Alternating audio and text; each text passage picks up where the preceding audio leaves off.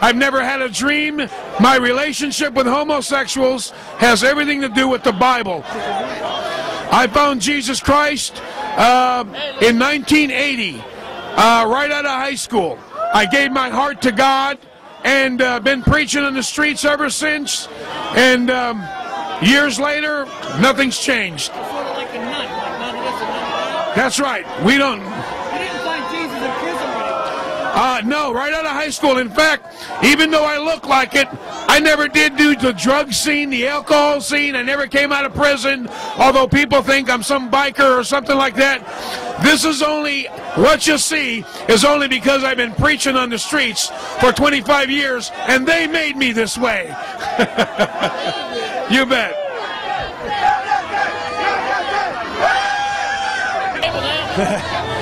Yeah, over the years on doing this, we've been on PBS, Cops, Connie Chung, MTV, news from coast to coast, and HBO is doing a documentary on public preaching where they're going to follow me around for a year, and it's a confrontational type evangelism, and we're just about in their face as the people are.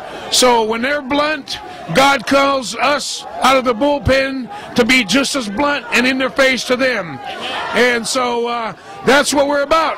And we go there and we're just as blunt as they are. Sometimes you have a different delivery of it. Sometimes it's softer. Yeah, sometimes what we do is the message will be softer, depends on the crowd. The basic theme is you don't preach a eulogy at a wedding. The message is going to fit and be tailored for the people.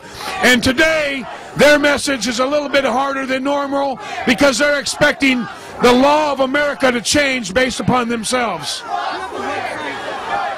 You can go to www.streetpreachersfellowship.org, and Reuben Israel, you can type something in for me. You'll see pictures and all kinds of places that we've been. All right, so sometimes you have a soft delivery of message. Can you tell me what it is that brought you to Jesus, like when you were in high school, when other kids are running around, like my ex-lover was a seminarian. I mean, he had a calling. What is it that happened to you when you were young? When I was a young man, I realized there was more to life, and God existed, and the only way I can understand that God existed was going through the Bible, and I cried out to God. And so I didn't have all of the drug and alcohol and you know, the jail testimonies that people have, but I still need the same Savior as they do, and I still need the same position as they do. And so with this, I've continued on preaching the gospel whether they listen or not. And one of these days I'll most likely get killed, and my only regret is I can only do it one time. So do you think there's going to be some kind of martyr? Whether it happens or not, I don't know.